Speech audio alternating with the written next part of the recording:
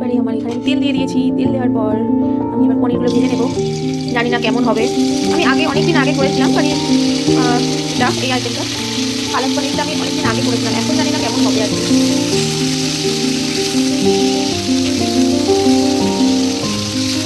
পুরো রেসিপিটা শেয়ার করবো।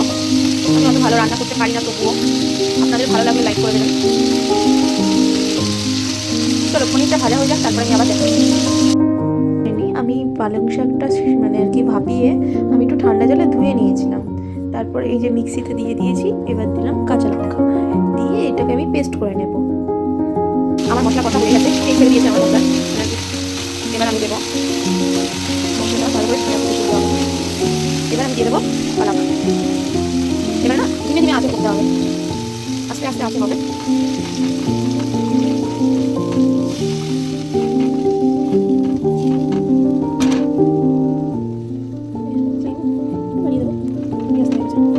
আস্তে আস্তে হবে। পরে আবার দেখাচ্ছি।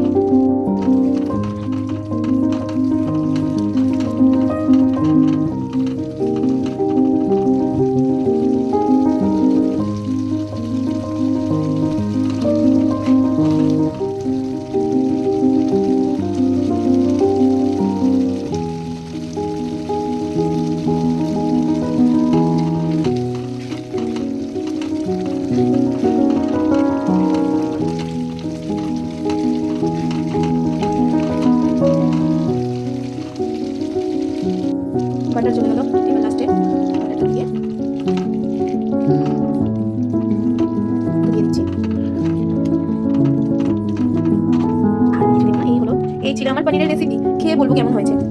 জানি তোমরা সবাই জানো রেসিপিটা, তবুও আমি শেয়ার করবো। ভালো লাগলে লাইক করে দিও। বল কেমন হয়েছে পনিরটা? মানে দড়িস হয়েছে না, খেয়ে যাচ্ছে। সত্যি টেস্ট হয়েছে, ভালো হয়েছে। ঠিক আছে, এই যে আমার খাবার, আর ও এখানে খাচ্ছে। চলো পরে দেখা হবে, বাই।